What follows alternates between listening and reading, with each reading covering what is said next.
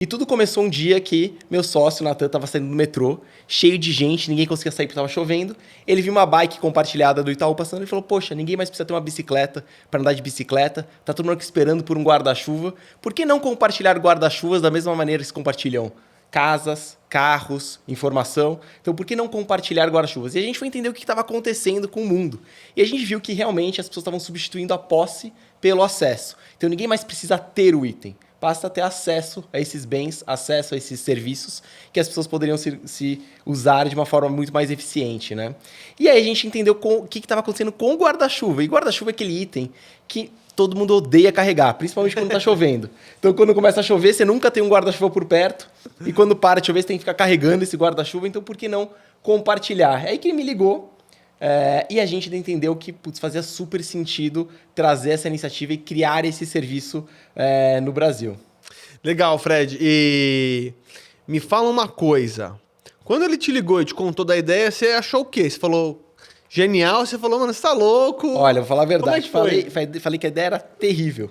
Terrível. Eu falei, cara, vai tomando chuva pra casa pra ver se refresca as ideias. Mas eu fiquei pensando, falando, tipo, se a gente pudesse usar os guarda-chuvas como um novo meio de comunicação, como uma mídia, né? Como uma publicidade, realmente o negócio poderia ficar de pé e poderia fazer muito sentido.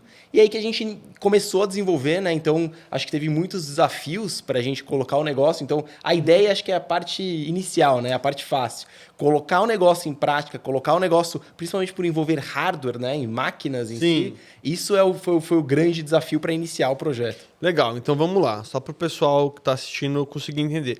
Hoje, se você por algum motivo não conhece ainda, não sei como, porque já saiu até na Fox News, Rent Umbrella são aquelas estações de guarda-chuva que tem debaixo de prédios comerciais, prédios residenciais. Quando tá chovendo, você vai lá, pega um guarda-chuva, utiliza. Se você levar para casa, vai ter uma cobrança, certo? Se não, você pode devolver e tá tudo certo. Até explicando, Vitor, então o serviço ele é gratuito. Então hoje as pessoas conhecem até pelo guarda-chuva da Unimed, porque em São Paulo praticamente todos os locais são patrocinados pela Unimed. E como funciona? O serviço ele é gratuito, 100% gratuito para as pessoas. Então hoje tem muito poucas coisas que realmente as pessoas podem ter acesso de forma gratuita. O guarda-chuva é um deles. Começou a chover, você sempre tem 24 horas grátis para usar. Sempre que você pegar esse guarda-chuva, você tem 24 horas grátis. Pegou hoje, devolveu amanhã de graça. Pegou sexta, devolveu segunda de graça, porque a gente não cobra durante finais de semana e feriados. Então você tem sempre 24 horas. Depois de 24 horas, a gente cobra R$2 por dia para incentivar essa pessoa a devolver esse guarda-chuva. Não devolveu depois de 3 dias úteis, eu cobro R$38 no total e as pessoas podem ficar com esse guarda-chuva. Então eles não precisam mais devolver, é como se eles estivessem comprando esse guarda-chuva. Porque é um guarda-chuva bom, a qualidade é realmente boa. Legal, até interessante você colocar esse ponto do guarda-chuva em si. Então, quando a gente iniciou, a gente falou, o guarda-chuva ele é um item que é utilizado da mesma forma desde o século XII. Então, assim, o que poderia trazer de inovação no guarda-chuva, né? E a gente falou, não é o guarda-chuva que precisa melhorar, e sim a experiência, a forma como ele é utilizado, né? Então, por isso que a gente pensou desde o início em fazer essa disrupção, esse serviço diferente que você poderia pegar ele em qualquer lugar e devolver em qualquer outro lugar da cidade. E o guarda-chuva em si, a gente trouxe uma pegada muito sustentável para ele. Então, ele é feito de garrafa PET reciclada. A gente recicla de 5 a 10 garrafas PET por guarda-chuva que é produzido. Pô, não sabia dessa. E depois que termina o ciclo de vida desse guarda-chuva, a gente tem projetos sociais que a gente usa os guarda-chuvas para criar novos itens. Então a gente tem um projeto que chama Guarda Mais Que Chuva, junto com o Instituto Unimed, que a gente cria, por exemplo, estojos para escolas públicas, malas de maternidade, trocadores portáteis para mães em situação de vulnerabilidade. Então a gente conseguiu unir o ambiental, né, trazendo toda a reciclagem, né, de garrafas PET para transformar em guarda-chuvas, um serviço que é adorado pela população, que é um serviço gratuito, e o guarda-chuva ele é utilizado mais de 200 vezes, né, e depois ele vira um outro item. Então a gente consegue co-criar novos itens que geram renda para essas ONGs e ajudam a sociedade como um todo. Então a gente conseguiu unir esses 3 pilares dentro do projeto e trazer um serviço muito bacana para a sociedade que muda a paisagem da cidade, né? Então, quando aqui na Vila Olímpia, saindo do prédio, você sai na rua, num dia de chuva, você vê a rua inteira verdinha com os guarda-chuvas da Unimed. Não, incrível. Essa parte da mais social, reciclagem e tal, eu não sabia. Legal, parabéns. E eu acho que um negócio que você falou que é bem isso que o pessoal que está assistindo, acho que ou que quer empreender, ou que já tem um negócio, que tem dificuldade às vezes de se diferenciar ou de inovar, é que foi muito legal essa visão que vocês tiveram de, pô, não preciso inovar o produto, mas eu posso inovar na experiência de utilização ou de consumo. E que hoje tem outras empresas que fazem isso no mundo ou vocês são Tem os algumas únicos? empresas que operam no mundo, tem uma empresa no Canadá, uma empresa Dinamarca, na América Latina a gente é a única, Aham.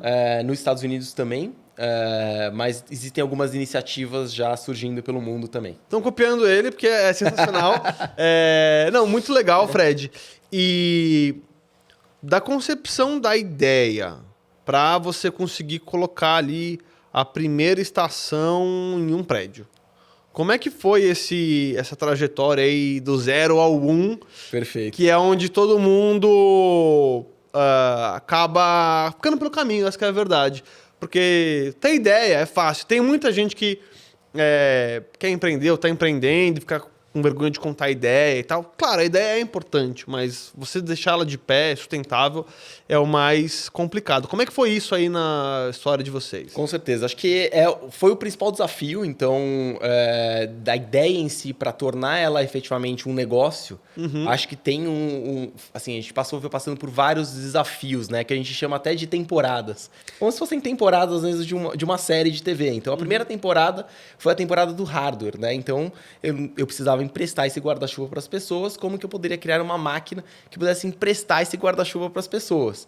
E aí, a gente acabou indo e desenvolvendo essa tecnologia do zero, porque a gente não tinha de quem copiar ou de quem comprar. Então, na época, a gente viajava, procurava quem poderia produzir para mim, quem poderia desenvolver. A gente não encontrou quem pudesse fazer isso. Então, a gente falou, vamos desenvolver do zero. E aí que a gente começou contratando uma equipe de engenheiros, montamos um centro de desenvolvimento em São Carlos, desenvolvemos essa tecnologia do zero. E aí, depois que estava pronto o projeto, a gente precisava fabricar essa máquina. E como não tinha quem fabricasse, a gente montou a fábrica. Então, hoje a gente internalizou todo o processo, né? Desde desenvolvimento, fabricação, montagem, né? Que é o assembling das máquinas em si, e operação em si. Então, acho que esse foi o grande desafio aí de iniciar. E aí, então, a gente teve a fase do hardware, que acho que foi esse grande desafio de criar efetivamente uma máquina que pudesse emprestar esses guarda-chuvas para as pessoas. A gente entrou na fase da operação, então, na temporada da operação. Então, como eu chego para os prédios e coloco num prédio AAA como esse, que a gente está aqui, que até achei muito bacana, eu entrei no prédio e falei, olha, de onde você é, Fred? Eu falei, sou da Rente Amarela. Pô, eu amo o serviço dessa máquina aqui na frente de guarda-chuva, adoro o serviço de vocês. Então, foi muito bacana já ter essa receptividade do recepcionista aqui do prédio. Então, como eu consigo colocar essa máquina dentro de um prédio AAA na Faria Lima, na Vila Olímpia, na Berrini, na Paulista, né? Então, acho que foi esse o segundo desafio. Então, que a gente foi, e foi muito um trabalho de formiguinha em si. Então, até lembro muito bem, eu, durante o dia, batia de prédio em prédio, porta em porta, conversando com os prédios, explicando o conceito, explicando a ideia. À noite, meu sócio, Natan, ele dirigia o caminhão para instalar nos prédios. Então, a gente se dividia assim. De manhã, eu trabalhava na parte comercial para fechar esses prédios, meu sócio trabalhava na parte de operação para implantar esses prédios. Então, a gente acabou trabalhando muito nesse início, em conjunto, nesse processo. Então, foi um trabalho de formiguinha. E acho que o início dessas empresas é muito sobre fazer coisas... Assim, acho que as startups sempre falam fazer coisas escaláveis, né? Mas no início, acho que o melhor conselho é fazer coisas não escaláveis. Porque esse início, você estar lá na frente, você fazendo o trabalho, você entendendo o cliente, entendendo se o produto faz sentido, que efetivamente traz a entrega e traz a efetividade da solução. E a gente foi bem sucedido nesse processo. Então, do lançamento que a gente teve aí em 2018 para o final de 2019, eu já tinha quase 400 locais implantados. A gente teve a sorte de encontrar um parceiro muito estratégico, que foi a Unimed, que viu na gente um serviço que poderia trazer a imagem de cuidado, carinho, comodidade, segurança, proteção, não ficar doente, para você poder sair com esse guarda-chuva em si, que apoiou o projeto desde o início, para a gente poder tornar ele grandioso o suficiente para poder viabilizar a necessidade de uma mudança muito grande, que hoje foi já replicada em uma série de outras cidades espalhadas pelo Brasil. E vocês começaram então em 2018? Exatamente. E quando... Super interessante. E quando vocês chegavam, sei lá, o primeiro prédio que você chegou para falar, olha, eu tenho uma máquina assim e tal, de guarda-chuva, como é que foi? Porque tem um ponto que eu queria tocar, que é o seguinte, tem muita gente que fala, eu quero abrir um negócio e quero levantar capital, por exemplo. Quero levantar dinheiro, isso no passado no Brasil não era tão comum, hoje em dia está mais comum. Só que no caso de um negócio igual ao seu, se o investidor virasse e falasse assim, mas qual que é o tamanho desse mercado? Tipo, não tem um mercado, você está inovando Concordo do absoluto 100%. zero. E aí o cara vai falar, mas eu não sei quanto que é, como é que é, e aí ou ele investe meio que na fé, ou ele vai falar não e vida que segue. E é muito disso. Então, assim, acho que os primeiros investidores, muito mais do que eles investirem no nosso negócio em si, eles investiram na gente, nos empreendedores. Então, eles falam assim, putz, o Fred, o Natan, são caras bons que vão conseguir fazer um negócio legal, independente de eles acreditarem, óbvio, eles gostaram da ideia, acharam um negócio bacana, mas eles sabiam que a gente ia achar uma maneira de viabilizar, de colocar o negócio de pé e trazer sustentabilidade financeira para o negócio. E foi muito isso. Então, a gente trouxe investidores que, inicialmente, muito próximos, né?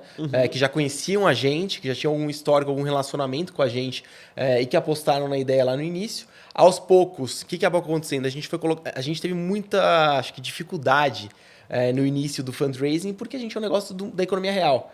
Os fundos, os investidores estão acostumados a investir em SaaS, investir em ideias muito ligadas a software, né? E a gente é um negócio de hardware, a gente é um negócio de economia física, uma economia real. Você vê lá dentro do prédio, então. Então a gente começou a olhar e falei, quem é o investidor que entende o meu negócio? Que olha para o negócio e fala, putz, esse negócio faz sentido. E a gente entendeu que o nosso investidor, e isso é uma das grandes questões, é encontrar o investidor certo para o seu negócio, aquele que vai entender o seu negócio e que vai entender que putz, faz sentido como um todo. Então, para quem que faz sentido o nosso negócio? O nosso negócio, se for pensar, ele é muito um negócio de real estate. Então, eu tenho um capex inicial, tenho um investimento inicial que eu faço nessas máquinas e depois eu recebo um aluguel dessas máquinas, das empresas, dos patrocinadores, das empresas que me contratam para fazer o serviço. Então, muitos investidores, principalmente de venture capital, lá no início, falavam assim, você nem queriam ouvir, falavam assim, nosso negócio tem sazonalidade, depende da chuva. Eu falei, cara, não depende. Não depende nada da chuva, porque eu tenho contratos que viabilizam o negócio, independente de chuva ou sol, o que for. Óbvio que são cidades que precisam chover. A gente olha para cidades que chovem pelo menos 120 dias por ano, né? Então, quando você fala 122 anos, é quase um terço do ano. Um terço do ano. Então, quando você paga para o futebol, para aparecer lá na propaganda do futebol, você paga para aparecer quinta e domingo. Que também é menos de um terço. Exatamente, menos de um terço da semana. Dá o quê? 90 dias ou menos. Exato. O que tem é que algumas cidades têm uma concentração maior dessa chuva em períodos específicos. Então, São Paulo chove mais de setembro até abril. Você pega o sul, Santa Catarina, chove mais no meio do ano, né? Julho, agosto. Então, assim, você olha... É claro que Santa Catarina já é um exemplo, quase chove mais de 200 dias por ano lá. Mas você olhar os mercados como um todo... É isso, você encontrar quem que é o investidor certo. E o nosso, a gente percebeu logo de início que era um investidor de real estate. E o que ia acontecendo? Quando a gente começou a colocar as máquinas nos prédios, os donos desses prédios, os fundos de private equity começaram a ver esse negócio e falaram, puta, esse negócio é legal. Faz sentido, todo mundo usa. Olha, eu chego embaixo do prédio, tá todo mundo usando esse serviço e tal. Quero investir nesse negócio. Então, a gente fugiu um pouco da trilha tradicional de fundraising, buscando investidores que entendiam o nosso negócio e que pautaram o nosso negócio de uma forma muito consciente, né? E entenderam o nosso negócio muito rápido. Então, a gente buscou essa trilha um pouco diferente no fundraising e isso acho que é uma coisa real. Assim, não existe um investidor só que vai investir em todos os negócios. É verdade. Existem diferentes perfis de investidores, diferentes características de investidores. Podem ser family office, podem ser investidores institucionais, podem ser venture capitals, podem ser fundos, diferentes características de fundos, com diferentes teses diferentes. Então, a gente encontrou quem fazia sentido investir na nossa empresa, né? Na tese que a gente criou. Isso é muito importante porque, até, por exemplo, a gente aqui no Velotax, quando a gente conversa com um investidor, principalmente quem é daqui do Brasil, além dos investidores lá de fora, se a pessoa já caiu na malha fina, se ela é investidor da bolsa, se ela, enfim, teve algum problema com o imposto de renda, fica muito óbvio para ela que, putz, nossa, se eu tivesse tido essa solução lá atrás, teria resolvido o meu problema, eu não teria passado apuros. E é justamente isso que você está falando, porque às vezes o pessoal que está assistindo, que vai de porta em porta, às vezes não tem tanto relacionamento interpessoal com pessoal de fundos e tudo mais, e leva um monte de não... Às vezes a pessoa pode ficar desmotivada de falar, pô, minha ideia não é legal, ou onde que tá o erro, né? Vai tentar seguindo ali uma cartilha que às vezes não tem cartilha. Às vezes você só precisa encontrar ali a pessoa certa que vai entender Perfeito. o que você está fazendo, porque ela não sente a dor. E até complementando sobre isso, Vitor, eu tenho 2 pontos que são muito importantes. Então, é óbvio, a resiliência. Aham. Então, na prática, você vai ter quase 100 nãos para ter um sim. Sim. Então, você vai ter que bater muito a cabeça, e isso não só com investidores, mas com clientes, para entender e para modelando o seu produto até chegar no Product Market Fit, né, que todo mundo fala. E o segundo ponto é ter uma rede de apoio, ou um sócio, efetivamente, Sim. que vai te dar esse apoio no sentido de... Cara, acho que foram centenas de vezes que eu e o Nathan a gente separou e falou, vamos, assim, qual que é o caminho, qual que é o melhor caminho? Um tava para baixo, o outro levantava, o outro então, assim, um complementava o outro nesse processo e sabiam que estavam os dois juntos nesse mesmo barco. Então, assim, acho que é muito isso. Então, acho que eu acredito muito em negócios que são com mais de um empreendedor, né? Que tem sócios no processo, porque acho que um sempre tá lá para carregar o outro em momentos que, óbvio que tem dias de alta, dias de baixa, tem dia que você está super feliz, tem dia que você está mais cabisbaixo, né, por alguma questão em si, por algum não que você recebeu, que uma expectativa alta que você estava, mas na prática acho que empreender é isso, entendeu? Empreender é sobre medir os riscos e conseguir estar sempre à frente e tentando de alguma forma entregar aquele resultado e encantar os clientes. Mas é muito isso de... quando você... Porque eu já empreendi sem sócio, e agora eu empreendo aqui no Velotax com sócio. E se você tem um sócio certo, isso faz muita diferença, que é bem isso que você falou, de se equilibrar e de também ter habilidades complementares, Com né? certeza. Porque a jornada é longa e, pô, você já tá fazendo 10 anos de empresa, é bastante tempo. E me conta, como que vocês fizeram para testar o produto ou testar um mercado, num mercado que você tem que investir mais ali, tem a máquina e tal. Vocês pegaram um monte de guarda-chuva e... Como é que foi isso? Rapidamente a gente conseguiu testar, então a gente comprou uns guarda-chuvas, levou num prédio na hora do almoço, todo mundo precisava, então a gente sabia que do ponto de vista do usuário era muito claro a necessidade, do ponto de vista do prédio, buscar serviços e estar querendo ajudar mais esse inquilino, esse locatário lá dentro, trazendo mais benefícios, tanto as empresas do lado de facilities como os prédios, efetivamente, de trazer esses benefícios, também foi super rápido de perceber, então isso foi muito óbvio. E aí o grande desafio foi realmente trazer as empresas, as marcas para patrocinar e para viabilizar esse serviço de forma gratuita para as pessoas. Hoje a gente atende aí mais de 200 empresas, né? Então, Tudo isso? Caramba! Exato. Então a gente atende desde centros logísticos do Mercado Livre, da Prologes, estamos atendendo fábricas da Boticário, estamos atendendo fábricas da Nova Norte, Farmax, Eurofarma, estamos atendendo assim, uma série de empresas como um todo. Que entenderam a necessidade, principalmente as áreas de facilities, entenderam que precisa ter um serviço, atender bem esses meus colaboradores, atender meus clientes. E claro que é muito bacana você ter a marca como um todo nesses guarda-chuvas, né? Então, a gente pega alguns exemplos muito bacanas. Então, a gente tem conversas que assim, demoraram muitos anos para o projeto efetivamente conseguir virar e conseguir se concretizar, como um contrato que a gente tem, por exemplo, com a Globo. Eles fizeram um trabalho magnífico lá dentro. Então, eles conseguiram espalhar as máquinas de guarda-chuva em todos os estúdios, com marcas diferentes. Então, criaram o guarda-chuva do Globoplay, Multishow, GNT. E há uma febre lá. Você pega um dia de chuva, dia de sol, tá todo mundo usando os guarda-chuvas lá. Então, realmente, a gente conseguiu trazer essa necessidade nas empresas e para grandes cidades, conseguir entender que fazia muito sentido ter patrocinadores viabilizando esse serviço. E a gente é muito grato até pela Unimed, que apostou lá no início da gente, no projeto como um todo, e hoje eles têm... a Unimed não quer patrocinar a gente aqui também? Legal. Mas assim, que acreditaram e que hoje colhem os frutos disso. Então, eles têm aí mais de 400 máquinas em metrôs, supermercados, shoppings, prédios comerciais. Então, espalharam pela cidade a marca deles, trazendo toda essa ideia de proteção, cuidado, carinho, saúde, que eles prezam pra caramba. Faz total sentido. E esse investimento em